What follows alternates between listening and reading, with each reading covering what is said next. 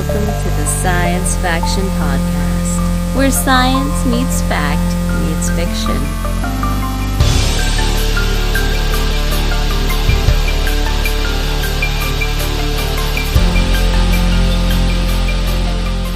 This is Science Faction for the week of November 24th, 2024. I'm one of your hosts, Stephen Dominguez, and with me today, two amazing gentlemen who probably don't want to be here. Yo, what's up? This is Benjamin Daniel Ellis. Where are those people? Devon? I don't know. Devon Kraft here. So, okay, guys, it's Sunday. Yeah. At about 10:41 Pacific Standard Time. Yeah. And you guys are having a rough go of it. I'm feeling over caffeinated and well rested.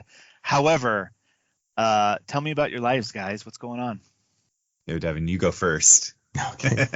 Well, I've been kind of sick for the last couple of weeks. I mean, last week, if you remember, I was also kind of making noises. I've been trying to mute myself whenever I have to, how would we call it? What? Lose a lung. Snort, yeah. Daddy pig. But my son, Nolan, has been sick. He started feeling sick on Friday, and then he's been, actually sick, like sleeping a lot and lying on the couch or watching TV. And he's usually pretty energetic. So, and then yesterday, Jen got sick, and so she went to bed really early last night. And then Elliot, he's actually been fine. He's been terrorizing all of us. He's 4 years old. He's like Nolan, as I've mentioned, being sick. Like Elliot is just constantly jumping on him, and we're like, dude, he's sick. Like, leave him alone. Okay, so you're saying sick. What are the symptoms? What's going on? I mean, he's got a headache. He doesn't seem to really have a stomach issue. Like, he hasn't said he has to throw up or anything, but he's very lethargic, and for a kid, like, you can really tell, when they're acting differently, especially when they're so energetic and they're not. So he seems to say it's mostly like a headache. And Jen, now that she's gotten sick, she says that she has like a lot of like sinus pressure and stuff. So when he says his head hurts, it might be that, because it seems to change. It doesn't seem like exactly like a headache. I don't know, but he doesn't seem to be like, I don't know. It's hard to pin down. So what about you? Certainly sick. What were your symptoms, or what are your symptoms? Me, like the last week I felt okay. It was the week before that I was very, just tired, and I had a headache, and then I had a stomach ache on and off for a while. Now it's just kind of my sinuses as well, just not badly, just the having to make that noise that I'm kind of. So other than that, I'm fine. Except I have a headache this morning, but I think that's mostly from not sleeping last night, because she went to bed early, so I stayed up. Watching Family Guy till midnight. But nice, just what the doctor ordered. Yeah, but then when I went to bed, like, I couldn't sleep, and so I was still like just laying in bed for a couple hours, and then it's kind of one of those things, like, it feels like right when I finally fell asleep, although who really knows, that Elliot came in and was like, oh, Nolan needs water, so I got up to get Nolan water, and then I tried to go back to sleep, and then Elliot came back down and was like, Nolan has to go to the bathroom, and I was like, well, just tell him to get up and go to the bathroom, but I got up and like helped him to the bathroom, so... and then I got up early not early, but I got up with the kids this morning because Jen was feeling sick. So I haven't really gotten much sleep. I think my headache is more just lack of sleep than any kind of actual sickness. Okay. Yeah. So, well, I typed in all your symptoms into WebMD, and it looks like you have internet connectivity issues. Yes. Classic. Chris Pratt. Classic. Yeah, that was a Parks and Rec joke. Sorry. That's a good one though. Well, sorry to hear that, man. It's always unfortunate when the kids are sick, because then everything is sick. Everything's wrong. And you know what's going to be great is that when everyone's feeling better, it's going to hit your youngest the hardest. Yeah. And then, it's just Is that the Miss- circle of life? Oh, dude, you have no idea. I really If don't. you're one child. So what are you complaining about, Mr. One Child? Why aren't you at the tip top of your game this morning? I have been at the tip top of my game all week, Steven. But, and so like it's funny. I woke up and I'm like, man, I am like wiped. How come? And Nicole's like, well, you finally had a chance to rest after this week. So the big stuff. My boss has been out. He's out for 6 weeks on medical leave. So like I'm now, his job is now mine and has been for a while. So like whatever, it's all good. Taking care of it, no problem. Friday, I got to participate at my son's school for what they call Artathon, where they invite community members to teach 2-hour classes to the kids. And last year I did a poetry workshop, and that completely drained me. And this year I decided, well, what's something that I could talk for 2 weeks about, let alone 2 hours? And a beginning HTML web development class was what I taught. And it was awesome, but we had 12 kids in the class. 8 of them were like, yeah, I want to do this. Let's go. And 4 of them were like, we'd prefer to be a little chaos gremlin in the back, and many like I was kind of curious about all that because like many of the kids I'm really cool with, they seem to be kids that I get along with pretty well as a crossing guard. And, I know them. Yeah. But I was like, why are you acting like this? And about halfway through the class, I realized I was one of the few obstacles between them and a week off from school. Oh yeah. And then like I just had that recognition right at that moment, like, oh wow, as long as all the kids leave this room with their limbs intact, that's a win. Mm-hmm. So that took a lot of the edge off. And now you know what it's like teaching in America. Yes. Yeah, indeed. Indeed. Well, it's I showed up to the classroom and the teacher was locking the door as I was approaching. I'm going, hi, I've got this classroom. And they're like, oh, I wasn't told that my class would be used for this today. I did not have the kids clean up. They probably won't like you touching any of their stuff. So don't touch anything. Good luck. And then they left. And so here I am going, wow, I've got to plug in my computer or my iPad and figure out like the technology. And then also I've got to teach 12 kids how to log on to this code app using their Chromebooks, which, oh boy. Yeah. So got through that. And then immediately it was like, all right, let me head home and pack up a little bit because my son had his first away bout for the junior roller derby team. Ooh. We drove down to Burbank and competed. We were skates on and in a match starting at 9 a.m. and the last match ended at 4:45 p.m. And so, yeah, my son played 2 of the matches, and matches last about an hour and a half in the day, and it was an incredible experience. But I was one of the few parents that came along and making sure that everybody got all the way down to Burbank. Everybody got into the hotel rooms. Everybody was fed, and everybody had jerseys. Hold on. When you say everybody, how many kids are we talking about here? We had probably like 15 kids. Yeah.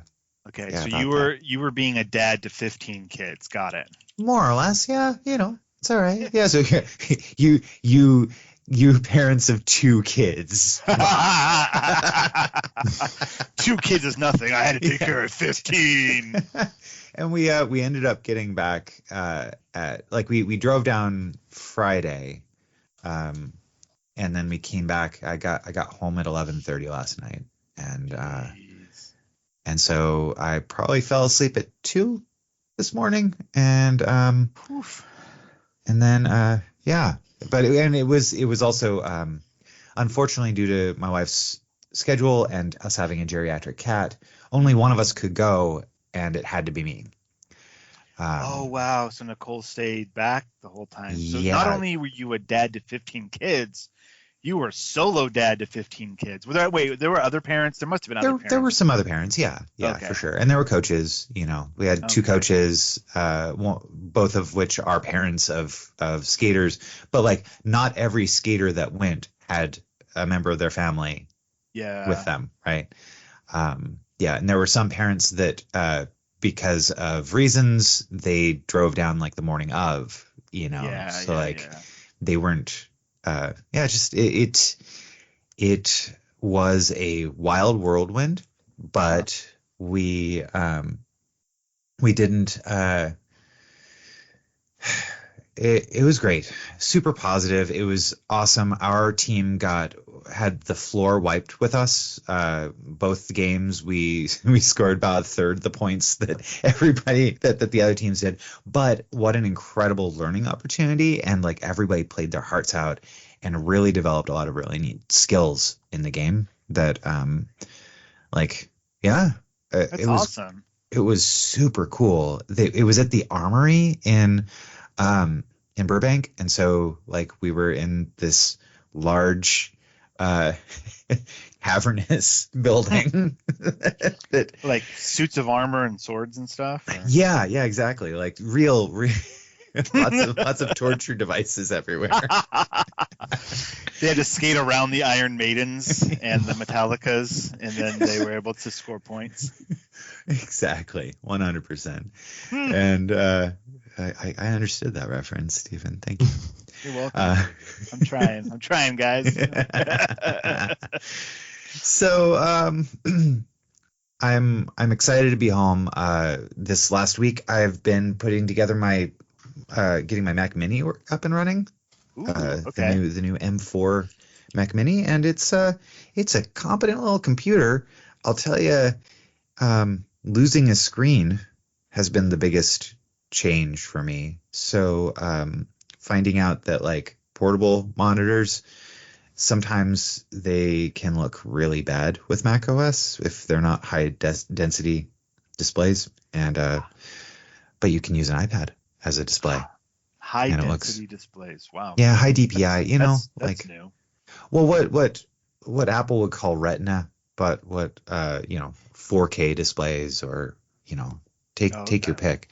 Sure. Something where like the DPI is more than 72 pixels per inch. Which obviously. Yeah, right. You kids, you don't know how good you have it. Back in my day. Back in my day. Oh boy. All right. Well, it sounds like you guys have been having a real rough go. Let me tell you about the video games and books and Legos I've been playing with. Oh man. I mean, like the direct flip of you guys. I've had a great week. It was a conference week, and so all the kids got off school early. By all the kids, I mean both my kids. So there was a great moment where I was like, oh wow, you guys are home from school. It's so early. Go outside and play. And they looked at me like I was insane. They were like, but when we come home from school, we watch TV, and that's our thing. They come home from school, they'll get a snack, they'll watch like an hour of TV, and then I'm like, okay, turn it off, homework and so forth. But since we had all this extra time, I was like, no, go outside. And they were like, for how long? I was like, and I looked at the clock, and I was like, back when you're 30. Don't yeah, exactly. I was like, 3 o'clock. And they're like, how long is that? I was like, it's an hour. Go play outside for an hour. The amount of sighs and eye rollings and bruhs that I got was insane. Bruh. Oh yeah, bruh. Emily's been brewing lately. Ah. Oh yeah, lots of bruz. Bruz is a big thing at the school. Yeah, for sure. Yeah, Welcome. bruh and Man. bro. I got broed a few times. I got brud a few times. It's great, wonderful. But besides all that, I dug back into Caves of Cud, which is it's a PC video game. It's like a roguelike, very minimalistic graphics, but very, very deep mechanics. It's a little role-playing game, and it's like you're in this world that's so far in the future that technology and mysticism are coexisting, and things are crazy and weird. And if you wear a hat made out of old insect parts, all the insects around you like you a little better and won't attack, stuff like that. Oh, that's nice. Yeah, it's real cool. It's been in beta for a very long time. I bought this game years ago, but it's about to come to its 1.0 at the beginning of next month, and then the price is going to go up. So if it sounds interesting, which I haven't explained it too much, but if that sounds interesting, hop on it on Steam. Or good old games or itch.io, evidently. Yeah, all those things. Get it? It's fun. It's not much to look at. It's one of those things where it's like, why is this blinking shape? Why are people so terrified of this blinking shape? And then you press the L button, and then you use your arrow keys to put the cursor over that blinking shape, and then a window pops up that says that it's a quantum dragon ghost, and you're like, oh, that sounds dangerous. Yeah, so it's stuff like that. It's great. Okay, is it QUD or GUD for Cud? It's QUD. Okay. Yeah. QUD. Because it's funny, I looked it up, and the title is Caves and Cud, QUD, and then people will say it's so good, GUD. Caves of Cud is very good. Yeah, I know. I'm just... it has a pretty deep community around it, and like a wiki if you want to learn, what the game's all about and how to play. That was a cool bit. So the reason why I jumped back into it is one of the latest updates, they added a tutorial to the game, which it never had before. So you jump in like, I don't know what to do. Right. It's like Devon in a salt shaker. He doesn't understand. Which, if you understand that reference, wow, you may be our thank friends. You might. You may have listened to us probably once or twice. A personal friend. So there's a tutorial now. So if you get the game and you're like, how to play, the tutorial does a really good job of explaining all the bits and pieces. And there's been a lot of quality of life improvements since I last played. One of which is the mouse now works. So before it was entirely key presses and stuff, and now you can use the mouse to like click on things, and it's much more efficient. It's a fantastic, weird, fun game that you can like sit down and kind of mess around in the world, and it's good stuff. The other thing I've been up to is reading Annihilation. I'm still making my way through that book. And so that's the first of a trilogy, and then the fourth book is coming out soon. Well, yeah, and everything that I've seen about it in terms of a trilogy is they're like, yeah, the first one's good, and then there's like awkward pause, and then he wrote more. So I don't, and even the first one being good, I'm like on the fence about. Like it's interesting, but I don't know if I'd call it good. It would be good. It'd be good. Yeah, good. It's a good book. No, it's interesting, and I can see why they made certain changes for the movie. But yeah, it's interesting, and it's so usually in the past, and a lot of people, this happens with a lot of people. You watch a movie and you go, "Oh, this was based on a book," and then you read the book, and then you say, the book was so much better. I don't know if I'd say that this time around. The book is not an easy read. But there are interesting things in it. It's not awful. It's just, yeah. So then the other thing that I did last night, which it's been a while since I've done something this small. Guys, I built a Lego in one day. One With the Lego how what? many Lego? It was like I don't remember the part count, like 800 pieces maybe. Okay. It's the Nano Gauntlet. So Lego has started doing these things where they'll do like masks and stuff. They started with Star Wars, like Vader's mask, Boba Fett's mask, right? There's a bunch of them now, clone troopers and stormtroopers and whatnot. And then they dug into Marvel, and you can get like Star-Lord's mask, and you can get like a Spider-Man mask now, and they look like they're like on little stands. They have little plaques, right? They're meant to be on a shelf, displayed, not played with. There's no play features. Most Legos have play features. These have none. And then they also started doing gloves. Specifically, the Infinity Gauntlet was their first like glove or hand. Now you can get like a Wolverine one, right, with the claws, which I've been so close to buying so many times, but it's like $80, and I'm like, But they also did like to kind of go with, at least in my mind, to go with the Infinity Gauntlet. They've done the Nano Gauntlet, which is the spoilers at the end of Infinity, or what was it, Endgame, when Iron Man gets hold of them stones, and he's got them on his in his armor. You know how they've been making like the small Star Wars ships sets? Yeah. Uh-huh. When you said Nano Gauntlet, I thought it was like just the regular Thanos Gauntlet, but smaller. Yeah. Oh, That's literally what I thought it was. I'm like, oh, so it's just like a miniature version of the regular Gauntlet. But no, it's Nano means something different in this case. like nanotech, Tony's nano suit. Yeah, that's the kind of nano. I'm super glad that that I was able to pick this up, because I remember that scene in Endgame where Tony like turns the gauntlet around and goes like, "Hey, check out my Nano Gauntlet, now available for sale from Lego. Get yours today, kids." I remember that. If you remember that, you definitely need more sleep. like way more sleep, if that's what your memory's telling you. Well, what's interesting about the Nano Gauntlet is that I've never seen it in a store for sale. I don't remember if I saw it at the Lego store, like at Lego stores that I've been to, because it's been out for a while now. But it's available through the website. And so recently, when I went out of town for Martine's work thing, they gave gifts as like a thank you to the family. So I got one, and the girls got gifts as well. The gift they got me was a Lego gift card.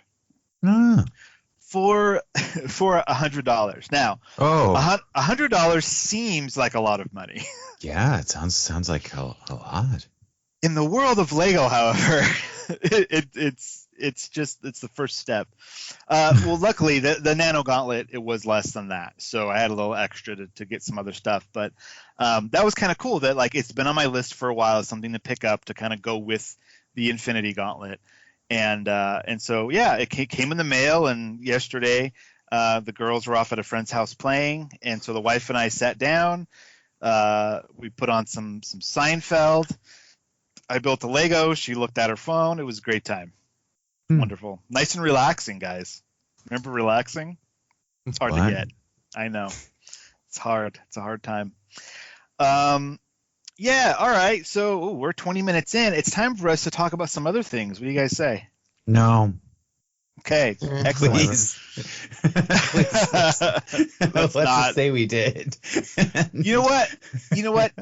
Ben, take a deep breath. Devon, continue to breathe normally. I'm going to talk about something that is both in the future and now. Okay. So, now.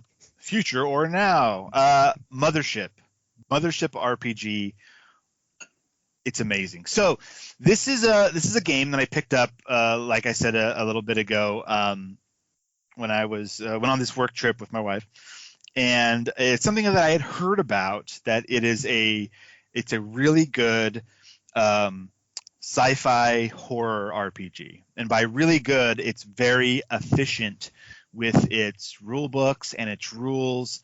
And it looks amazing. So it got a little box set, little core set, it's a little box, and it comes with a couple of dice, And what's so fun about it is that it is like a series of zines almost. Ben, explain what a zine is. Yeah, so think magazine, right? But made by probably a single person or a couple people, and for limited distribution. So like maybe it's made with a bunch of pieces of paper taped together, and like Yeah. right, like. But this is like the DIY punk aesthetic. You got a zine. And that is exactly what these rule books look like. They are a normal 8.5 by 11 piece of paper that's been stapled in the middle and folded closed. And those are the rule books. It's not some big bound hardback thing. It's just some pieces of paper. And the artwork inside is varied and crazy. And it is very efficient with its use of space. If you're just flipping through the player's survival guide, which you can download the PDF for free from their website, which I recommend you do, just to check out what the rules are like. It's very efficient, step by step how to create a character and stuff. And it is a sci-fi horror RPG. It is meant to be punishing and crazy and fun. And that's exactly what it looks like. I haven't played a session yet, but I'm prepping sessions, and you guys hold on to your butts. But when we get together in like a month or two or whatever it's going to be, we're going to play some Mothership, because it's one of those things where you roll up some. It takes like 2 minutes to create a character, super easy. Roll a couple dice. Barely an inconvenience. No, really, it's the character sheet. I'm wearing a shirt right now that says "Super Easy, Barely an Inconvenience." Picture it didn't happen. That's amazing. The character sheet is a flowchart, which you go 1 to 2 to 3, and you just go through and follow the instructions, and then you've created your character. It's like I said, like Devon's shirt says, super easy, barely an inconvenience, and it's that way because they're going to die. This is the type of, like, think about the movie Alien, like, which is kind of what this is very thinly based on. One person got out alive, right? And that's kind of how these games play. In fact, on the character sheet, there's a spot that says high score, which is to put in how many sessions the character has survived. Because it's probably going to be 0 or maybe 1. I think the average is like 4. So if you know about this game and you're good at it, your character might last 4 sessions. And what's also wonderful about this thing is session prep is super easy. There's a bunch of tables to roll on to figure out, okay, here's the thing. Oh, this is cool. The monster, right? They use a system called tombs, where transgression, omens, manifestation, banishment, and slumber. So it's like how the thing, like what transgression did people make to have this thing come after them, right? So like some of them in the table, some of them are studying arcane text, opening a grave, disturbing holy site, breaking a cultural taboo, forgotten atrocity, right? And then the next step is omens. What thing is happening that is like, oh, a bad thing is coming? Stigmata, ancient distress beacon, speaking in tongues, gruesomely displayed corpses. And then you get manifestation. How has this thing come alive?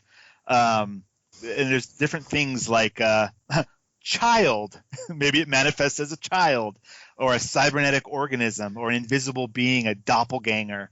And then how do you get rid of it? Banishment, righting a wrong, making a pact with it, giving it what it wants. Requires a certain time/location, sending it to another dimension. And then there is slumber.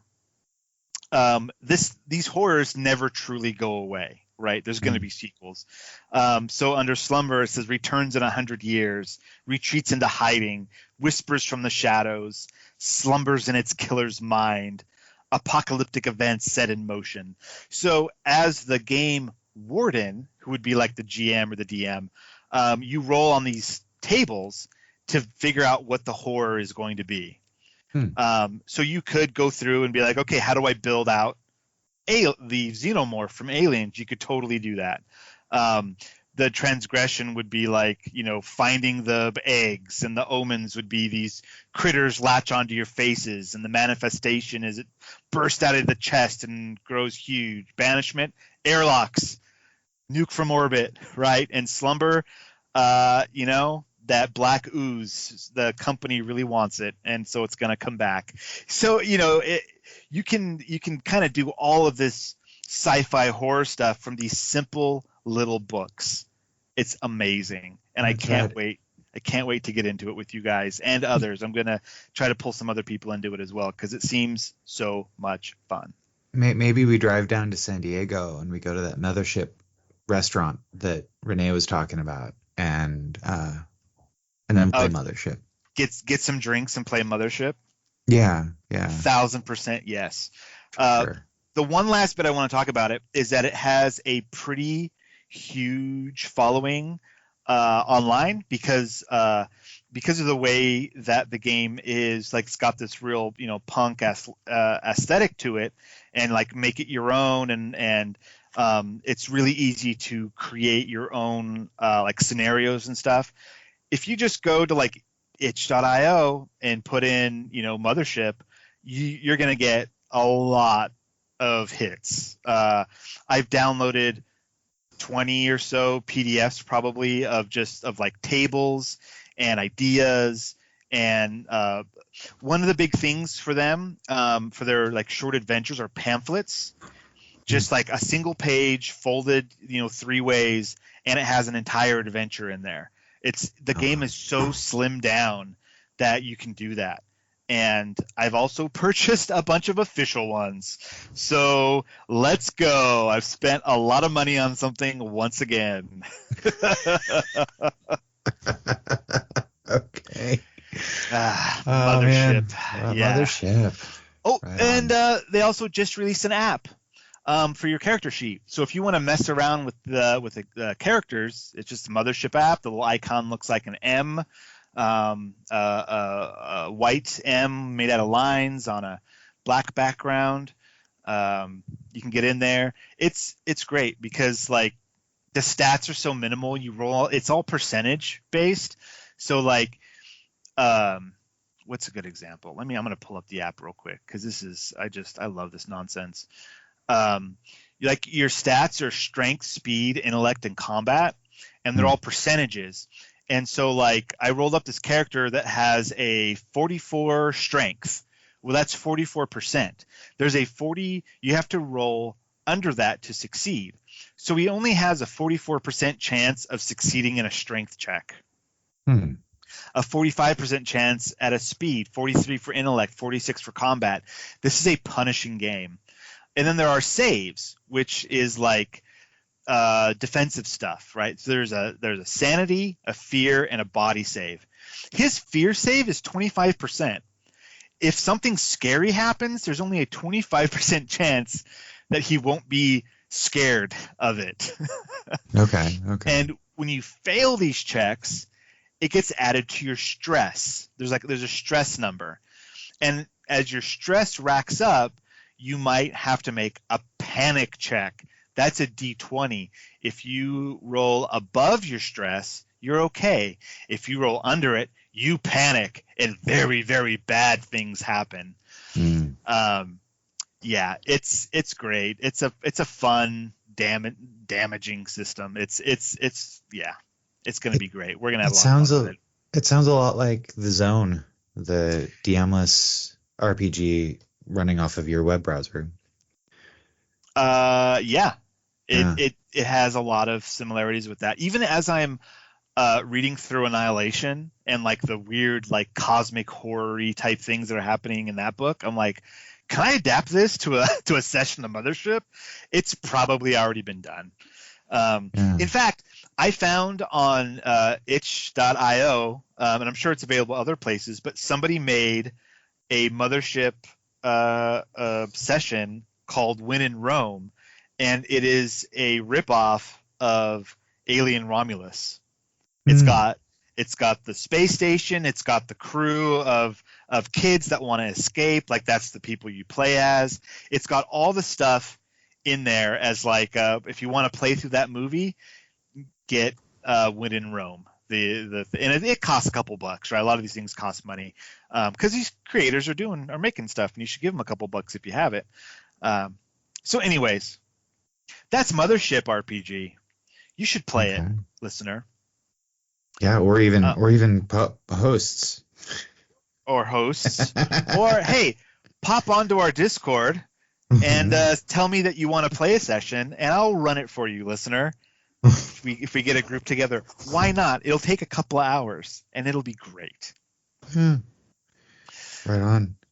So, yeah, that Mothership companion app looks super rad. I'm getting that right now because it's all in black and white, and it's got some sweet graphics.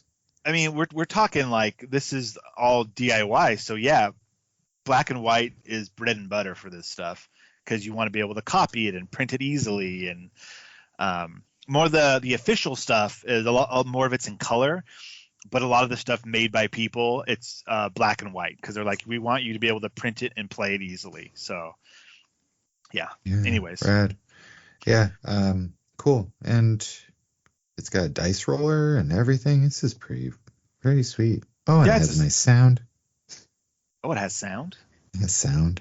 Yeah, cool. But it doesn't respond to, or it doesn't respect my my phone's set of turn off notification sounds. So it has well, whether you like it or not, it'll make little noises. Yeah, way to go. There you go. Oh my gosh. All right. Well, that's Mothership. As everyone can hear, I'm very excited about that. But other things happen in the future or now. Ben, why don't you tell us? Well, there is some cause to get excited regarding carbon dioxide, y'all. Yeah. that everybody makes. That stuff. Right? It is pretty it's pretty prevalent around here. on this planet we call Earth, especially due to the ravages of how we've been destroying our ecosystem for the last the new head of the energy department doesn't believe in global warming, so well, that's great, but hey, he's not there yet anymore. But when who takes power. But guess what, you must not be named when he takes power. Yeah, sure. But researchers at UC Berkeley have developed a new powder that can efficiently capture carbon dioxide. You're just out of your mind the whole time and don't care. It's called cocaine 2. Sorry, go ahead. So as reported by scientificamerican.com on November 19th, 2024, there's this new powder called COF 999, which is a crystalline compound that embeds amines, which are compounds derived from ammonia, into this microscopic scaffolding structure. So really the news here is that this allows the powder to capture CO2 at a record rate when air is passed through it.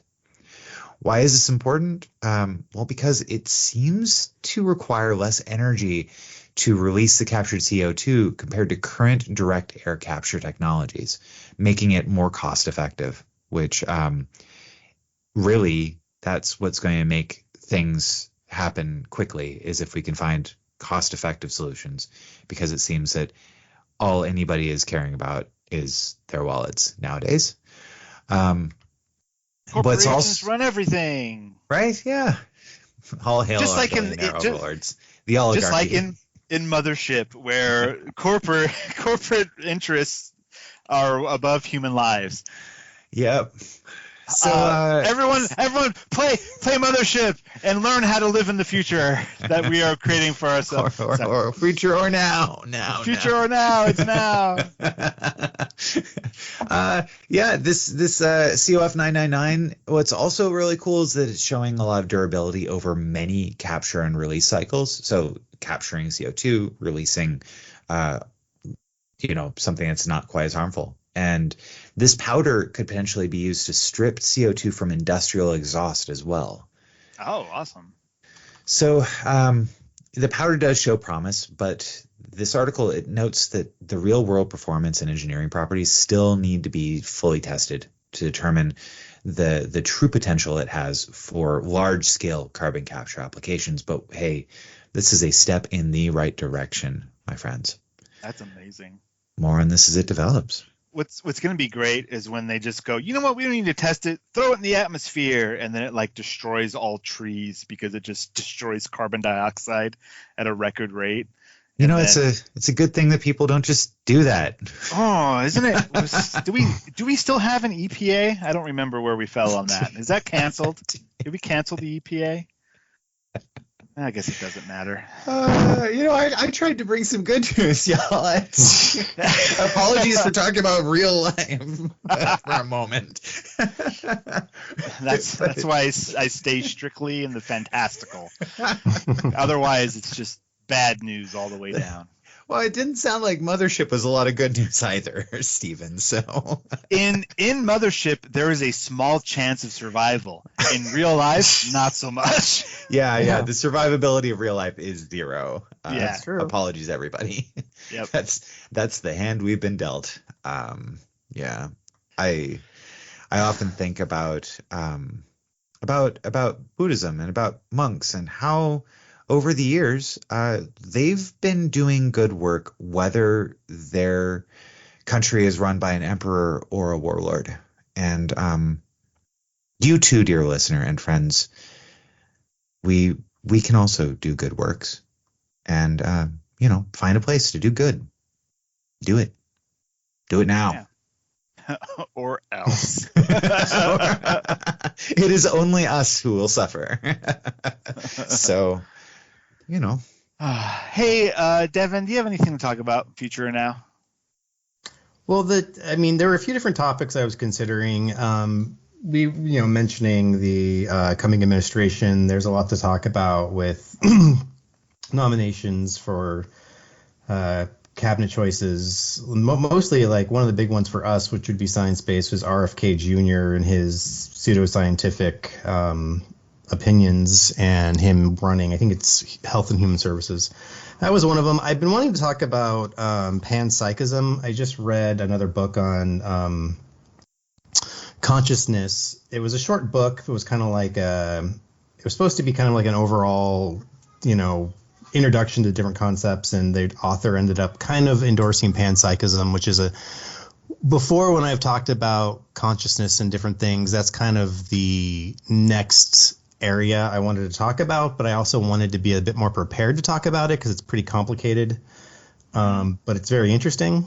So that was mostly the topic I was gonna bring, but I wanted to prepare a bit more for it because I probably would misrepresent certain aspects of it. But it is an interesting topic if you have an idea what panpsychism is. It's the idea that consciousness exists as kind of a fundamental property of the universe, because we've had trouble trying to figure out what exactly consciousness is. If you've ever heard of the hard problem of consciousness, where the easy problems or soft problems of consciousness are just determining what the actual parts of the brain or different functions of the brain, how they produce certain characteristics, and trying to figure out where in the brain certain things come from. That's kind of the easy problem. We can do that. We can do tests and we can manipulate the brain, or we can observe it and see what correlates to what.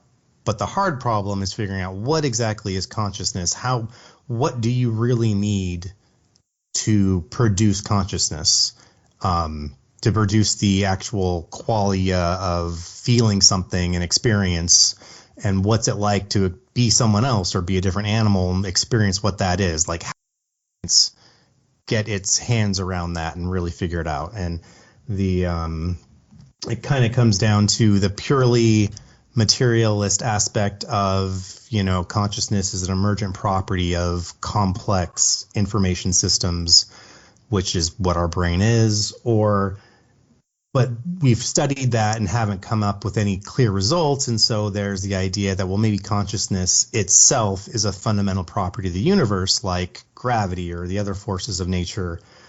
and that what our brains do is it's basically a accumulation of this I mean, again, this is where it's hard to describe because I don't really subscribe to this idea, so I'm trying to describe it how it makes sense to me. Where basically our brains are a concentration of the ability to harness consciousness, and then it's more complicated because we've developed a big brain that's able to do this. But fundamentally, if that's true, everything is conscious, down to a fundamental particle has some element of consciousness to it. And it's a fun theory, and I'm surprised by the amount of, respected scientists who actually have that perspective, which maybe means that I should be more open-minded and maybe there's more to it.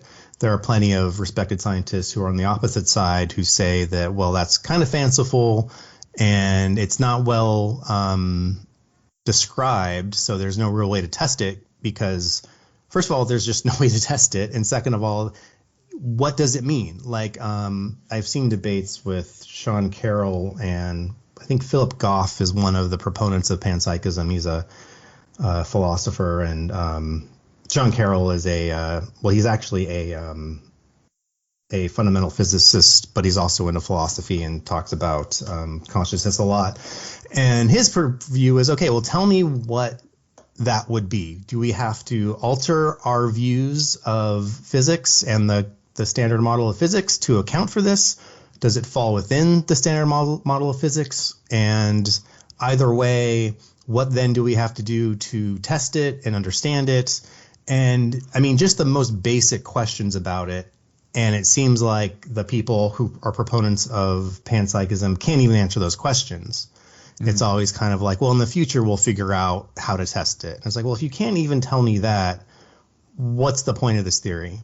But what surprises me is, like, in this book I just read, which was, I should look up the author. I just saw the author's name on something else, actually. But she was kind of taking maybe a more layman's approach to it, to be like, well, where is the state of research on consciousness? And she kind of came upon panpsychism and was like, well, this actually makes a lot of sense. It actually answers or potentially answers some of the holes in our understanding of consciousness. And according to her and according to other people who are proponents of it, are like, well, and this, the purely physical model doesn't have good rebuttal to it, which is, I find, what it comes down to is when I see people talk about both sides of this, I feel like they're talking past each other, because one side will say the other side has no good understanding or no good rebuttal to their position. And I'm like, well, how is that possible? How can both sides be so solid? I mean, I personally think I don't see how consciousness can be a fundamental aspect of the universe, at least without any evidence of it. But we are left with kind of the hard consciousness, which is what I go around back and forth thinking, like, well, everything's physical. It's just a matter of understanding how something as complex as the brain can produce consciousness. And eventually we'll understand that complexity and eventually understand it on a purely physical scientific level. I still think that's probably true. Is the problem that defining consciousness as this thing that's above, or that's something extra or above or special, and it's really not? It's just what's the word?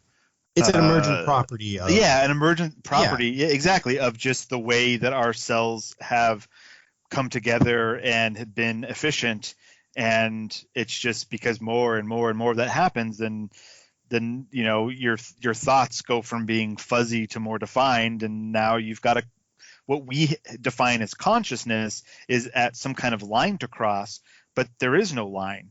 It's just more of like a slowly expanding bubble until, like, oh, now we can think in certain ways. I agree. I think that is what it likely is, and the counter to that would be But No, but and that's kind of like my knee-jerk reaction is to say, well, no, it's like, well, you're just not accepting science and reality. You just want there to be something bigger and fanciful out there to rely on. But to be a lot more, what's the principle of crap? I forgot the name of it. Of charity. You give the other side. You define the other side in a way that makes sense. Like you give them the benefit of the doubt and say, okay, well, you're not just doing that. That's my knee-jerk reaction. But what you're really saying is, look, there's qualia, which is experience. There, you feel something. You are a person. You have a sense of self. It's not like where there's more to it than just this programming, this computer going on in your head. You have this feeling of self, and you experience pain and emotions, and it seems to be more than that. While I can accept that that's probably just a product, it's a complex illusion produced by all that's going on in my head, it's still hard to accept that. And there does seem to be more to it. And maybe there is more to it. I mean, we don't really know. There's no definitive experiment that says there isn't more to it than that. But it still feels like it takes some kind of leap of something into supernaturalism. But you could say, well, no, it seems supernatural until you discover it and you figure out what it is. And maybe there is some extra force or energy or element to the universe there that is as of yet undetectable, but will be detectable. And once it's detectable, it will be something we can manipulate and test and quantify. And maybe that will be the big leap into actually producing AI. Because, I mean, all these discussions always lead into AI because we're trying to recreate this. And we always say, like, how can you tell if AI is true AI? You know, the large language models we use now are not AI. Nothing close to what we're really talking about with true AI. Right. Having experience and emotion and creativity. It's like, how do you make that leap? If consciousness is literally just something that exists within the bounds of physicality and obeying the laws of physics as we know them, then hypothetically we should be able to recreate that. But we always come down to like a Turing test, something where it's like, well, we don't know what's going on inside. It's a black box, but based on its behavior, we'll just have to use that to judge whether or not it's actually conscious. And that's where you get into philosophical zombies, because you say like, well, then how come a human can't be that too? How can we ever test that inside someone's head they feel the way I feel? They feel pain and emotion and experience, when it could just be a pre-programmed response to particular input. And we can never know that unless we literally figure out what consciousness is and can look inside someone's brain and be like, there's the thing that we've tested and know that means there's consciousness. So that's what I was thinking about talking about, but wanted to prepare my thoughts a bit more in an organized fashion in order to talk about it. But now good thing you didn't talk about it. That's good stuff, Devon. That's things that we should talk about more. So do your research and come back with a paper. Figure it out. Figure it out. Give us the answer. Get a definitive answer to this. Give us a definitive answer so we can talk about it. So none of us have to think about it ever again.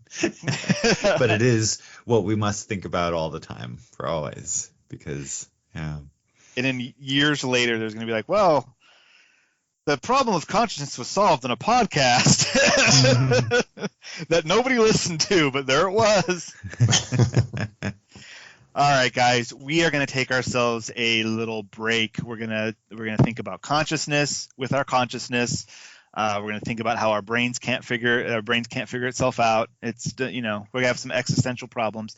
And when we come back, we're going to talk about Fredrik Pohl's The High Test. So get your drugs ready, and we're going to talk about this short story. So we'll be right back. If you like this and other things like this, that's great. Go to patreon.com/Science Faction Podcast and listen to more of this stuff. And we're back. Heyo. Hey. We're here. Survived. And a big thank you to our patrons, Renee, Josh, and Johnny. We had a little Renee commented on our recent posts and talking about I thought I was the only one who kept thinking of wedgies with Murph. Right on. And mention that the family's really liking Prodigy. Keep on watching Prodigy, please.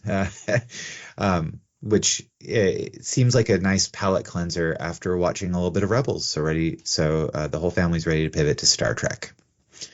Hey, So, there you go. Yeah, and then We haven't talked about Lower Decks in a while. I mean, we don't have to now. Yeah. I'm just saying. I mean, Well, I don't might as have well. Paramount Plus right now, so I can't watch it. You know what? Everybody can come over to my place, and we'll have a Lower Decks watching party. Get on that plane, Devon. Get over here. Get over here. There it is. Toasty.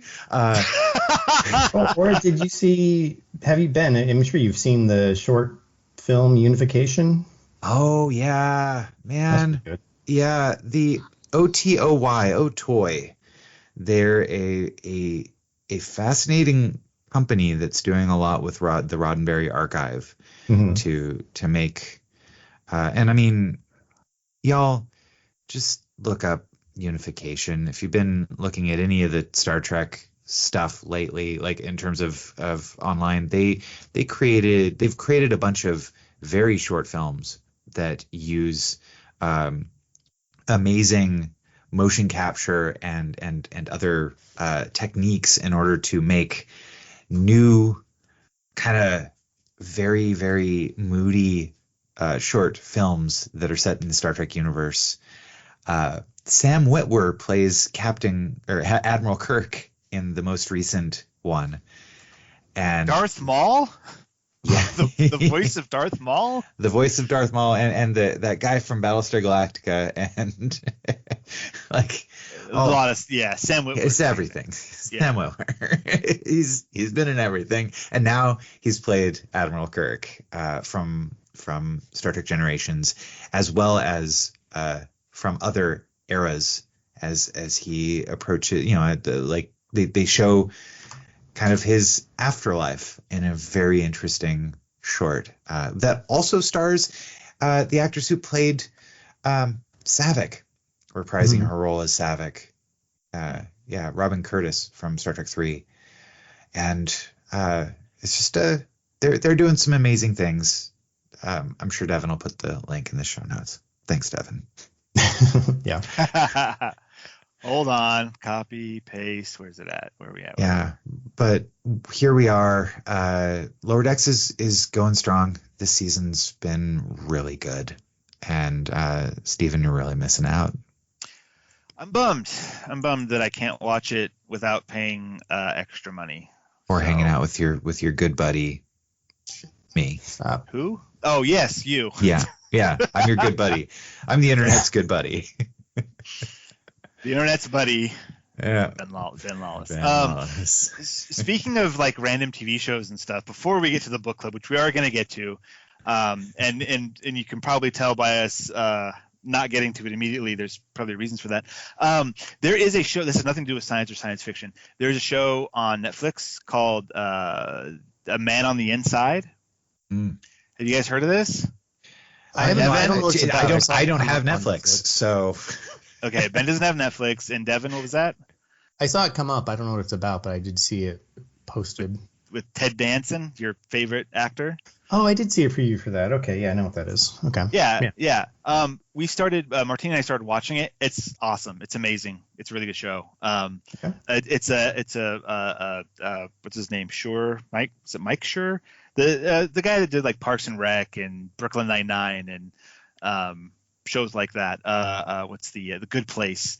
I think it's Michael Schur. Anyways, it's one of his shows, and it stars Ted Danson as an older guy, and he ends up joining this private detective to infiltrate an old person's home to solve a crime, and it's silly and it's fun. It's amazing. But I mentioned that in relation to this Shatner or this Captain Kirk unification thing, because the very first clip or part of the show is Ted Danson's character giving a speech at his wedding, and it's young Ted Danson. Oh. And so they did the de-aging thing, and it is like 99% there. It is so good because they have. I'm guessing it's because they have all this footage of him from Cheers that they can use. From him being young, and then him now being able to do the performance. So when you have the same actor do the same performance, it just adds a little bit to it because the mannerisms and stuff are the same. So just that if you just watch at least that first 30 seconds, or maybe it's more like a couple minutes of the show, just to watch that bit of CG. It's amazing. It's really cool. Nice. And then the show itself is great. It has nothing to do with science fiction, but it's a great show so far. It's 8 episodes. I think we're 5 in. It's great. It's a fun show. All right. What are we reading / listening / watching for next week's book club? Devon. Well, yeah. So it's going to be a YouTube video by Exserbia, or Exserb1A.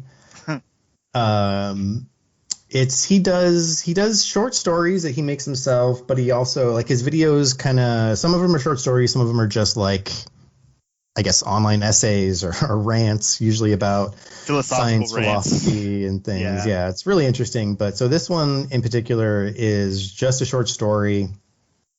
I don't need to give too much away about it. It's the main character is a janitor on a spaceship, and crazy things happen.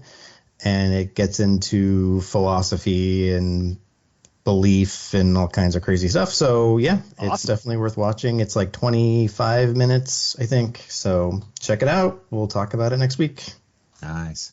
Amazing. And what are we talking about this week, Ben? Well, we're talking about The High Test by Fredrik Pohl, which was a short story that was originally published in...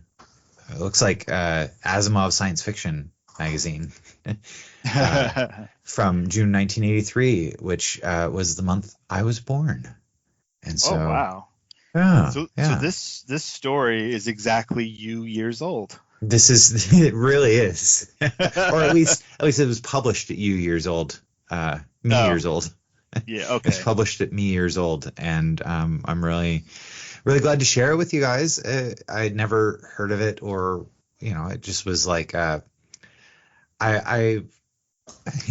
in research for this show, it means that you sometimes have to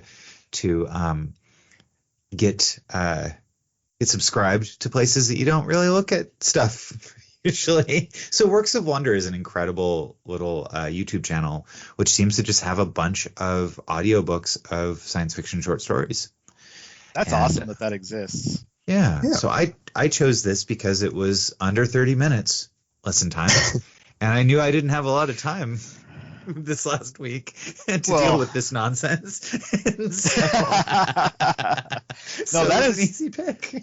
That is well appreciated. None of us we're gonna sit down and read something for 2 hours to talk about it for 10 minutes. That's not an efficient use of time.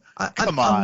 Unless somebody knows that it's worthwhile, right? And so I'm excited about this next one, Devon. I'm assuming you brought it to the show because you know that it's something that we would like. This was I wanted to rant about how much I hated it, actually. Great. So.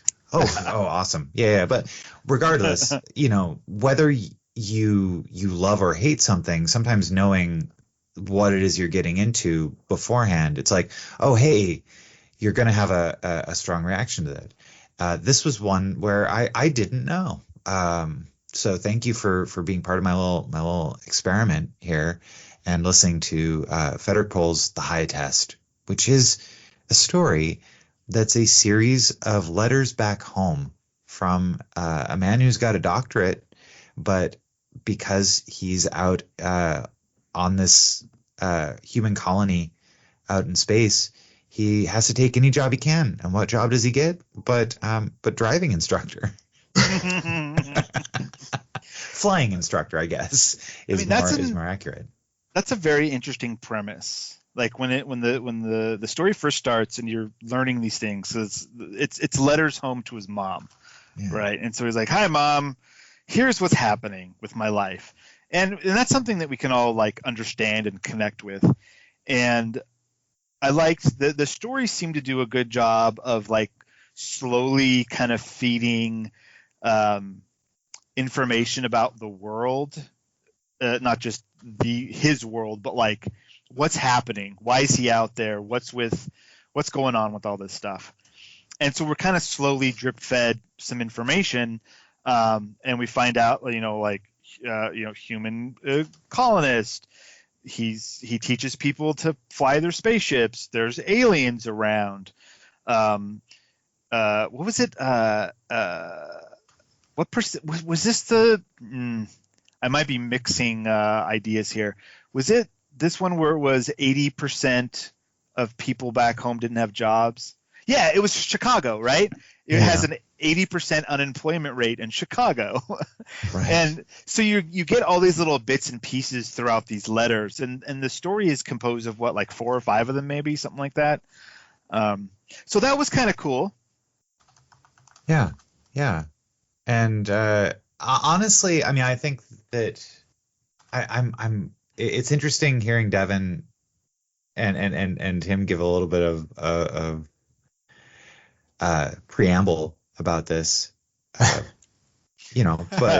I thought it was perfectly serviceable. I didn't think it blew my mind away about it. It did not make me think differently about how things are, but it was an interesting kind of slice of life, like deliberately a slice of life, well written about just somebody that's making their way. It felt cozy, in this sci-fi universe of someone who really doesn't care about the larger political situation of things that he's kind of bouncing off of, such as the potential of some of the clientele he's servicing to use the skills he's teaching them to actually subjugate the human species. So what I thought was funny is, I know on it says 1983, but I was like, this had to have been written in like the 50s. Like, this has such a old-fashioned feel to it, with like the way the main character spoke, his views of the world were just like, I felt like a writer in the 1980s. Like, this would be after, it's after Star Trek and Star Wars, where sci-fi was a bit more mature, and you would think that a character would, or a writer would think, okay, this character is not from our time, so there's going to be a different culture than we have today. But it just felt like this character was like straight out of the 50s, just like everything was like, seemed so naive. The way he talked about things was so old fashioned, and the way he talked about the woman in the story, and like, from a writer's perspective, like, okay, the main character is going to end up falling in love with her. Oh, and she's going to be a former Miss Idaho or whatever. So we know she's beautiful. It's just so quaint. It's like, I mean, here it is someone who's writing this, where it's somebody that like, they grew up reading all the sci-fi from the 50s, right? This is someone that's thoroughly like pushing, you can tell that. Hold on. I just did the math. The Fredrik Pohl was born in 1919. He was 64 when this was published in 1983. Gotcha. So you're right, Devon. His formative years were in the 50s. Yeah. Yeah. So that probably leads directly to how the story comes across. That makes sense. 100%. Yeah, I can see that. And it wasn't bad. Like, as a story, I wasn't bored. I was like, oh, where is this going? I mean, the way it's told is interesting enough. It's paced well enough to where, it's not slow. Clearly, there's something up with the alien that he's teaching to fly, it's not subtle at all. The alien hates humans, and we even get the indication that, because he teaches a kid how to drive or fly, and the kid's like, oh, you're teaching that alien? Like, we fought a war against them. How could you possibly, do anything with them? Which I thought could go 2 ways. It could be, the main character's like, well, no, you don't understand. Just you have this view of the alien based on propaganda, when they're actually just they're people like us, to some extent, and we should learn to live with them and understand who they are. Or that's foreshadowing to, no, these aliens are bad and they're going to try to kill us again, which is more the case. I thought like this alien was. Why did my Siri just say you're welcome? That's weird. Because you're very polite, Devon, and the AI recognizes that, and that will be how. I'm not Devon. I'm Steven. Go get some sleep, Ben. Yeah. Look, all right. So it's fine. This alien, this two-headed alien, I thought was kind of interesting in the way that it was defined as both of its heads having very different functions. Like one head spoke and the other head like showed facial emotion. And like I thought that was kind of interesting. Like whenever I think of a two-headed alien, I think of the pod race announcer from episode 1. Yeah. and no other aliens come to mind. That's the only one. Zaphod Beeblebrox would be another great one. Yeah, okay. Yeah, Zaphod Beeblebrox. Okay. Well, boom. Fine. Sci-fi. Mic drop. Sci-fi. Good night, everybody. I'm gonna go sleep. You should. So as the story goes along, the main character is like, yeah, I'm teaching this lady. This lady's no good at driving. But then, oh man, this dame is quite beautiful. And then it turns out after we went on some dates that she's just the tops, man. Yeah. Meanwhile, I'm paraphrasing, but not by much. Much. And then he's also teaching this two-headed bigot alien who's, silly mammals and like it with like a really cool spaceship. It sounds like. Now the weird part was all these black holes they're flying and zipping around. The sense of reality with space is almost non-existent. This feels like J.J. Abrams doing space, just like it's whatever. It's it's over there. It's I don't know. This is not hard sci-fi, friends. Well, and I was like, so there are black holes orbiting this planet, it seems, or at least are within the solar system that this planet exists in. I mean, they never talk about distances. Black holes. It feels like manufactured black holes, like they were part of some kind of defense. Yeah. Maybe, but it's never defined and never really talked about enough. I mean, you can have small black holes. Well, by definition, all black holes are small. Well, singularities are points, right? Okay, well, the event horizon is what I would say determines our perceived size of the black hole. That's right. So, because you can have black holes with small event horizons that could exist within a solar system and have, I think anyway, it's weird. Yeah. It's all made up, but there's also some technobabble in there with like how the spaceships work.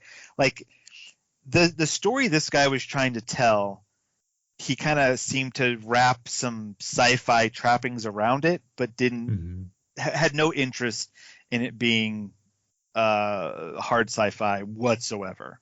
Yeah. I mean, is that okay? Is that not okay? I guess is the question I have for you. That is fine if the story is good. But what was this story trying to tell us? Absolutely nothing.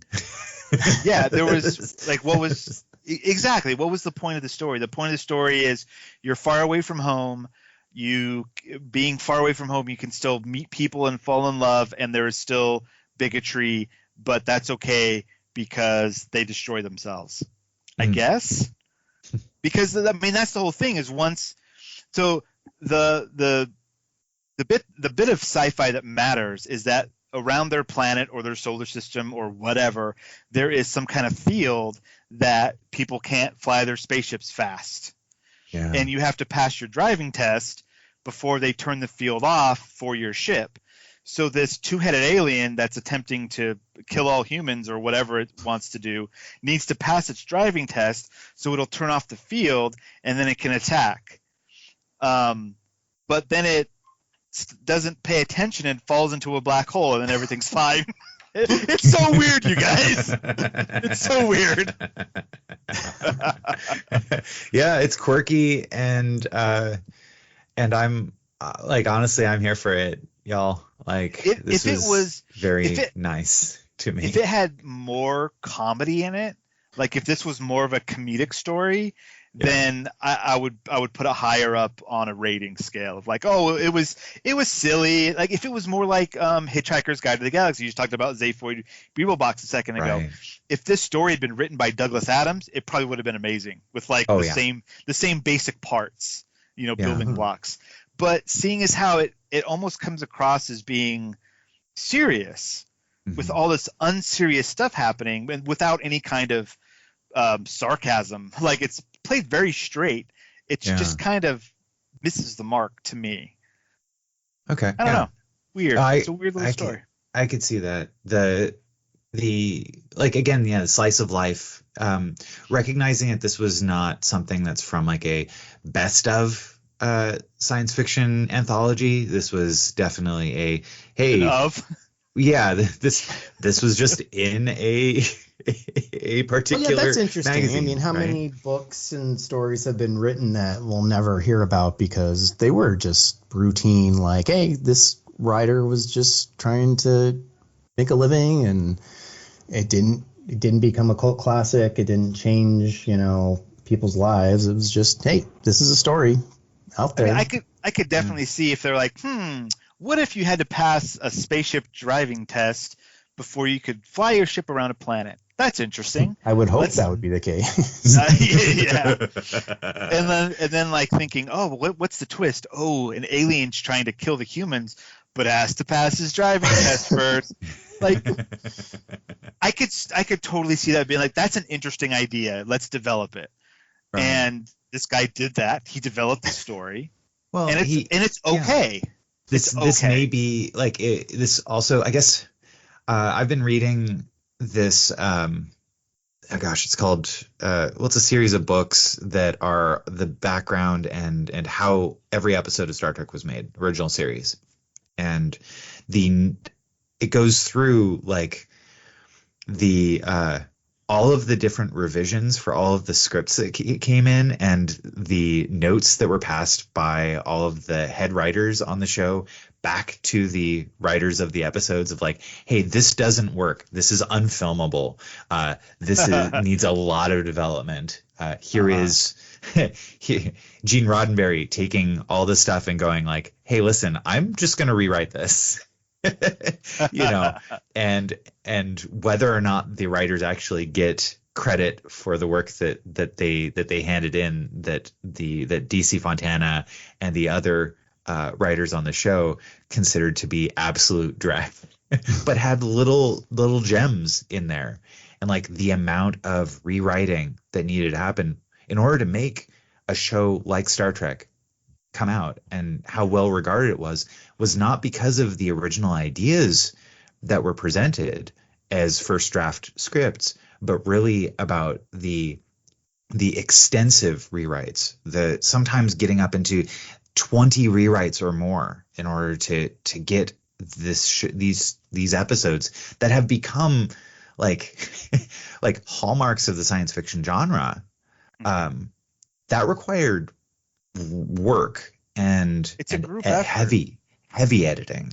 Yeah, a lot of fiction lives and dies by the editor. Yeah, right. Like, you've got a good idea, that's great. You're willing to write it all down, awesome. But then you need someone to review it and go like, hey, this part works, this part doesn't. What were you trying to say here? It doesn't come across like that. All these little things. It's if you're able to do that on your own as an author or a creator, great. But that is rare. You typically need someone else's input to be like to pump the brakes. This is crazy, like or whatever.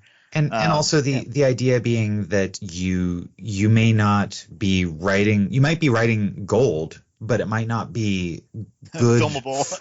It might not be good for where it's going. For example, Harlan Ellison's original draft of City on the Edge of Forever, being a hallmark example where, like, what he wrote was an incredible science fiction story that had no business having the word Star Trek attached to it. And so there were Wookiees and the Force. It was crazy.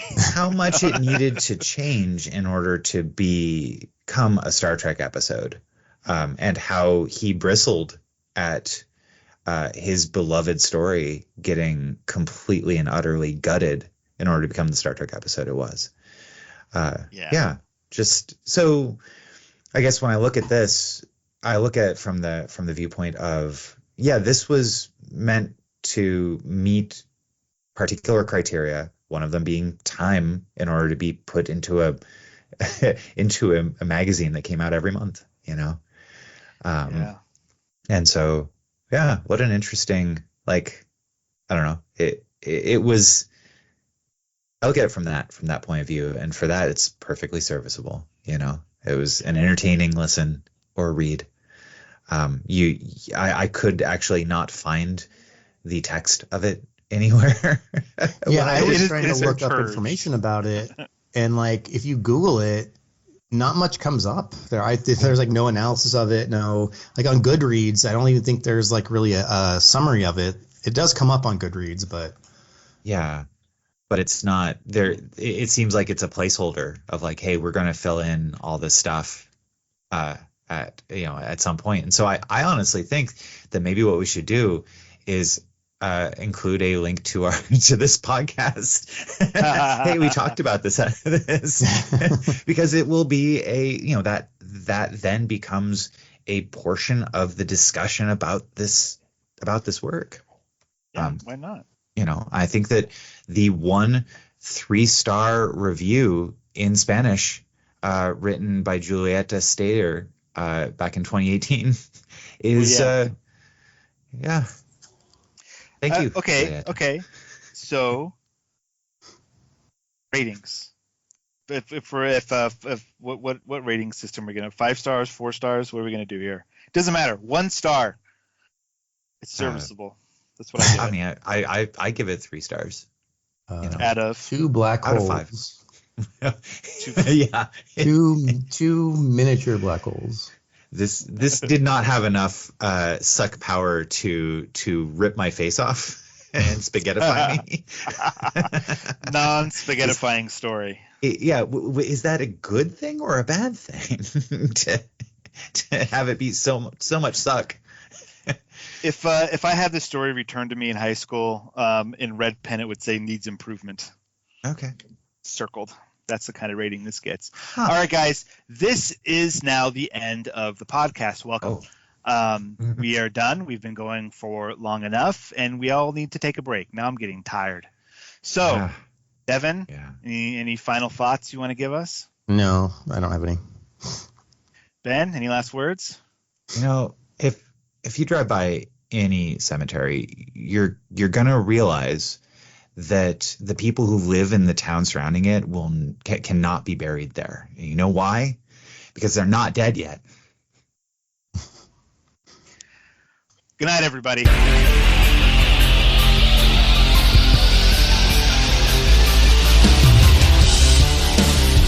This has been the Science Faction Podcast. Tweet to the host at SciFact Podcast. Email them at sciencefactionpodcast@gmail.com and visit sciencefactionpodcast.com for more episodes.